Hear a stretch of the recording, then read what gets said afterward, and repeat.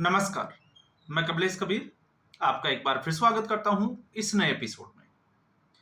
आज के इस एपिसोड में हम बात करेंगे कि वोट चोरी होती कैसे है, क्योंकि इस वक्त पूरे देश में एक अभियान चलाया जा रहा है।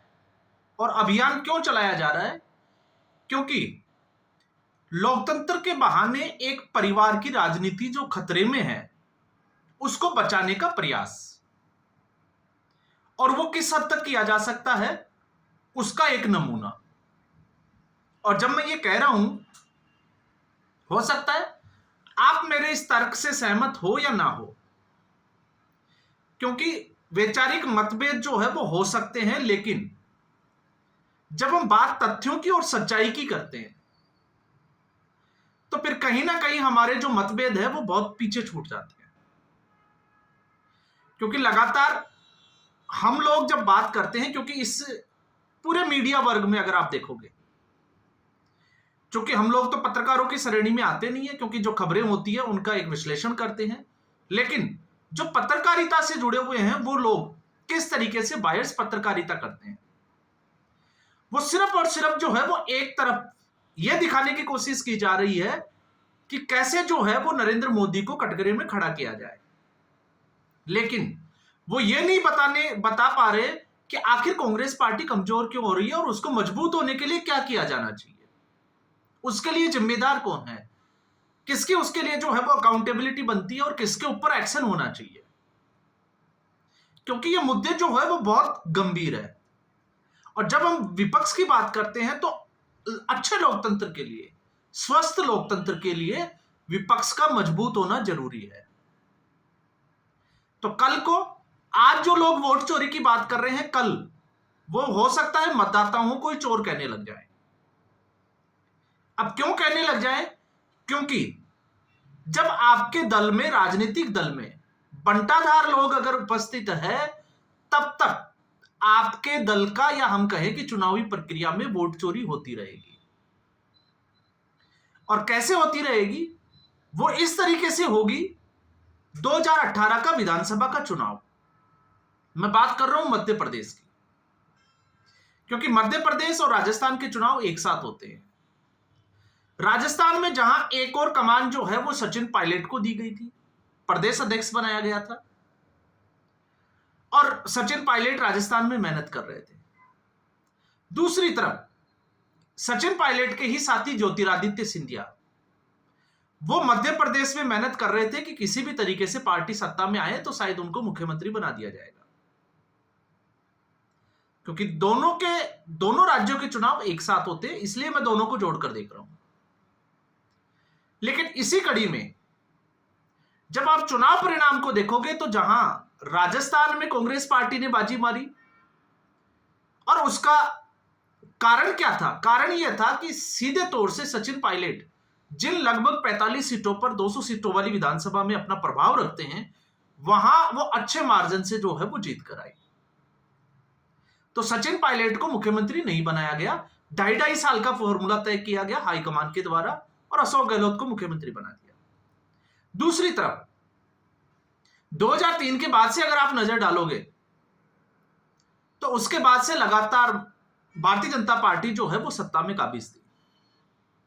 उस मिथक को तोड़ा 2018 में, और 2018 में 230 विधानसभा सीटों वाले इस प्रदेश में कांग्रेस पार्टी ने 114 सीटें जीती, मुकाबले भारतीय जनता पार्टी 109 सीटों पे पीछे रह गई। तो ज्यादा डिफरेंस नहीं था, लगभग 5 सीटों का डिफरेंस था, लेकिन इसके अलावा 7 विधायक और जो समाजवादी पार्टी, बहुजन समाजवादी पार्टी और निर्दलीय थे, उन लोगों का समर्थन मिला कमलनाथ को, और कमलनाथ मुख्यमंत्री बन गए कांग्रेस पार्टी की सरकार। तो अब जो लोग 2014 से लेकर अब तक वोट चोर गद्दी छोड़ का एक जो प्रोग्राम चला रहे हैं, उसके नैरेटिव को आज कांग्रेस पार्टी के 2 बड़े नेताओं ने ध्वस्त करके रख दिया। कैसे ध्वस्त किया? आप ये जो है वो समझने वाली बात है। तो आप देखिए, उसके बाद 1 से 1.5 साल तक जो है वो सरकार चलती है, और 1.5 साल के बाद में 22 विधायकों के साथ ज्योतिरादित्य सिंधिया कांग्रेस पार्टी तोड़कर भारतीय जनता पार्टी के साथ चले जाते हैं। कमलनाथ की जो सरकार है वो अल्पमत में आ जाती है, और अल्पमत में आने के बाद में सरकार का गिरना आपको पता ही है। लेकिन उसके बाद जो विधानसभा चुनाव होता है 2023 दिसंबर का, तो उसमें कांग्रेस पार्टी का सूफड़ा साफ हो जाता है। तो अब विचार हमें यहां भी करना चाहिए कि आज कमलनाथ और दिग्विजय सिंह कहां है और ज्योतिरादित्य सिंह कहां है, किसका ग्राफ बढ़ा और किसका ग्राफ गिरा। तो शायद आपको जो है वो आकलन को समझने में आसानी होगी। ज्योतिरादित्य सिंधिया जो अब हम उसको यहां देख रहे हैं, ठीक ऐसे ही कमलनाथ और दिग्विजय सिंह, क्योंकि कांग्रेस पार्टी या कांग्रेस हाईकमान ने दोनों को बोना कर दिया, कांग्रेस पार्टी की कमान जीतू पटवारी के हाथों में दे दी। और जीतू पटवारी इस वक्त मध्य प्रदेश में एक तरफा राज कर रहे हैं कांग्रेस पार्टी में। ऐसा क्यों हुआ? क्योंकि आपके पास आपकी पार्टी का बंटाधार करने वाले थे, वोट चोर थे। और वोट चोर कौन थे? एक कमलनाथ और दूसरा दिग्विजय सिंह। अब दिग्विजय सिंह के किस्से बहुत है, लेकिन हम उनमें नहीं जाएंगे, क्योंकि हम यहां पर जो है 2018 के चुनाव के बाद क्या हुआ उसी की हम चर्चा कर रहे हैं। तो दिग्विजय सिंह का अभी एक पॉडकास्ट हुआ है न्यूज तक के ऊपर, और उन्होंने इसका ठीकरा जो है वो कमलनाथ के ऊपर फोड़ दिया। अब कमलनाथ इससे पहले भी कई बार आपने देखा होगा दिग्विजय सिंह के कपड़े फाड़ दो इस तरीके के बयान, लेकिन इस बार जब आपको देश देख रहा है, आप एक वोट चोरी का मुद्दा चला रहे हो, और उसी जनता, जो जनता आपको पूरी ईमानदारी के साथ मैंडेट देती है, और इस बार भी 2024 के लोकसभा में मैंडेट दिया कि आप जो है वो एक अच्छा विपक्ष बने ताकि लोकतंत्र स्वस्थ रहे, लेकिन आप उस जिम्मेदारी से भाग रहे हो। आप विपक्ष की भूमिका निभा ही नहीं रहे, क्योंकि विपक्ष में नेता प्रतिपक्ष की भूमिका होती है संतुलन और संयम बनाए रखना, नियंत्रण रखना। लेकिन यहां पर राहुल गांधी वो करने में नाकामयाब रहे। तो फिर राहुल गांधी मैसेज क्या देना चाह रहे हैं, और फिर उनके जो नेता है वो क्या मैसेज दे रहे हैं?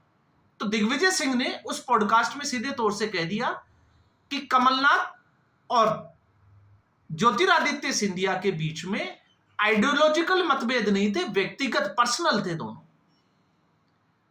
और इसलिए पर्सनल थे क्योंकि ज्योतिरादित्य सिंधिया चंबल संभाग और ग्वालियर जो संभाग का जो क्षेत्र है उसमें अपनी, जिसको हम कहें कि हार्डकोर कमांड चाहते थे, और उसको लेकर दिग्विजय सिंह का यह कहना है कि उन्होंने एक बड़े उद्योगपति के घर पे डिनर पार्टी रखी, उसमें इसका जो है वो हल निकाला गया, और उस पे जो है वो सारी शर्तें लिखी गई, और उसके ऊपर दिग्विजय सिंह ने भी हस्ताक्षर किए। लेकिन समय के साथ वो चीजें मानी नहीं की, ज्योतिरादित्य सिंधिया को नजरअंदाज किया गया, और उसकी चेतावनी दिग्विजय सिंह का कहना है कि उन्होंने पहले ही दे दी थी। तो ज्योतिरादित्य सिंधिया पार्टी छोड़कर चले गए। तो अब ये उन लोगों के ऊपर भी तमाचा है जो राहुल गांधी और गांधी परिवार की चमचागिरी में ज्योतिरादित्य सिंधिया को कोसते हैं, क्योंकि ये दोनों पहलू आप देखिए, दूसरी एक तरफ ज्योतिरादित्य सिंधिया और दूसरी तरफ सचिन पायलट। मानेसर कांड आपको याद होगा, ज्योतिरादित्य सिंधिया के कुछ समय बाद, एक साल बाद ही सचिन पायलट जो है वो कांग्रेस पार्टी छोड़ते छोड़ते बच गए। लेकिन उसका नुकसान क्या हुआ? उसका नुकसान यह हुआ कि अशोक गहलोत की कुछ अच्छी योजनाओं के बावजूद सचिन पायलट का जो एक कोर वोटर था वो कांग्रेस पार्टी से नाराज था मुख्यमंत्री नहीं बनाए जाने को लेकर। इसलिए सचिन पायलट को नहीं, कांग्रेस पार्टी और अशोक गहलोत को चुनाव हरा दिया पुत्र मोह में आकर। तो क्या यही स्थिति मध्य प्रदेश में नहीं थी क्या? तो स्थिति, वास्तविकता क्या है? क्योंकि कमलनाथ ने उसका पलटवार एक्सपर किया है कि पुरानी जो चीजें हैं उनको नहीं उखाड़ना चाहिए। बाकी ज्योतिरादित्य सिंधिया को लगता था कि दिग्विजय सिंह सरकार चला रहे, तो मतलब एक दूसरे के ऊपर आरोप लगाए जा रहे हैं। लेकिन मैं ये क्यों कह रहा हूं? ये मैं इसलिए कह रहा हूं कि जो लोग आज इस ट्रैप में आ रहे हैं कि ये वोट चोरी का मामला है, ये दरअसल वोट चोरी का नहीं है। एक तरफ हाईकमान को अगर आप देखोगे तो राहुल गांधी, गांधी परिवार, जिस तरीके से सोनिया गांधी ने पुत्र मोह में आकर पूरी पार्टी का बंटाधार किया, ठीक वैसे वैसे ही प्रदेशों में अलग अलग तरीके से कांग्रेस पार्टी के साथ ऐसा हुआ। उसमें ना जो है वो आप राजस्थान को अलग करके दे सकते हैं, ना आप जो है वो मध्य प्रदेश को अलग करके देख सकते हैं, और ना ही आप हरियाणा को अलग करके देख सकते हैं। और आने वाले समय में मुझे लगता है कि पंजाब में भी ऐसा कुछ जो है वो देखने को मिलेगा।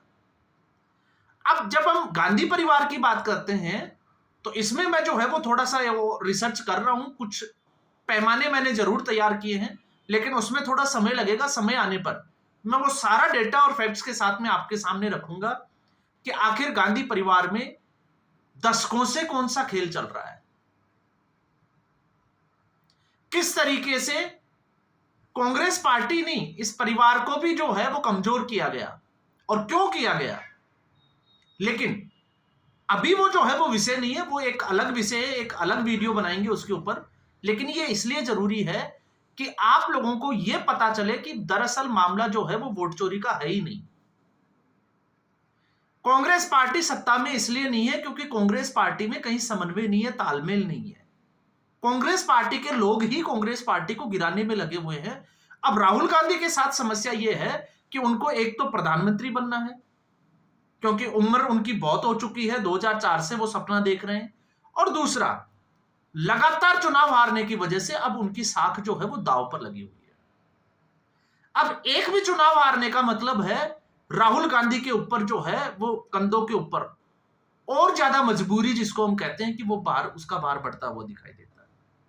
क्योंकि 80-90 चुनाव हारने के बाद में आप सोच सकते हैं राहुल गांधी टिके हुए तो हैं, लेकिन वो किस तरीके से टिके हुए हैं, उनके अंदर क्या जवार फूट रहा होगा। तो उनको भी लगता है कि अब जो है वो ज्यादा वो झेल नहीं सकते, तो ऐसे समय में वो करे तो करे क्या। तो फिर उनके पास एक ही ऑप्शन बचता है कि इस देश में एक ऐसा माहौल बनाया जाए कि भारतीय जनता पार्टी चुनाव इसलिए नहीं जीत रही कि कांग्रेस पार्टी कमजोर हुई है, कांग्रेस पार्टी के नेता आपस में लड़ते हैं, एक दूसरे की कुर्सी जो है वो उसको खींचने में लगे हुए हैं, कांग्रेस पार्टी के कार्यकर्ता या नेता जो है वो धरातल पे काम ही नहीं करते, वो उनके तार जो है वो भ्रष्टाचार से जुड़े हुए हैं, वो इनको लेकर जो है वो बिल्कुल भी नहीं है। उनको लगता है कि एक ऐसा माहौल तैयार किया जाए कि लगे कि लोकतांत्रिक संस्थाएं जो है उनके ऊपर कब्जा कर लिया गया है, और नरेंद्र मोदी में कोई काबिलियत नहीं है राहुल गांधी के सामने, वो तो सिर्फ जो है वो वोट चोरी करके प्रधानमंत्री बन रहे हैं। तो फिर इतिहास उठा के देखें नरेंद्र मोदी का, शायद पता चल जाएगा कि ऐसा नेता कोई इस देश में पैदा भी हुआ था या नहीं हुआ था। मैं राजनीतिक तौर की बात कर रहा हूं। तो यह फर्क है भारतीय जनता पार्टी में और कांग्रेस पार्टी में। तो कांग्रेस पार्टी में जब तक बंटाधार लोग हैं तब तक आप जितना भी कैंपेन चला ले, आपका वोट चोरी का हो, चाहे चौकीदार चोर है, चाहे विकास के ऊपर हो, या फिर विकास कब पैदा होगा या अंबानी और अडानी हो, या फिर जिसको हम कहते हैं ना मोडानी हो, एक भी मुद्दा जो है वो धरातल पर काम करने वाला नहीं है। तो फिलहाल इस एपिसोड में इतना ही। उम्मीद करूंगा वीडियो एपिसोड आपको पसंद आया होगा। वीडियो को लाइक करें, शेयर करें, चैनल जरूर सब्सक्राइब करें। धन्यवाद।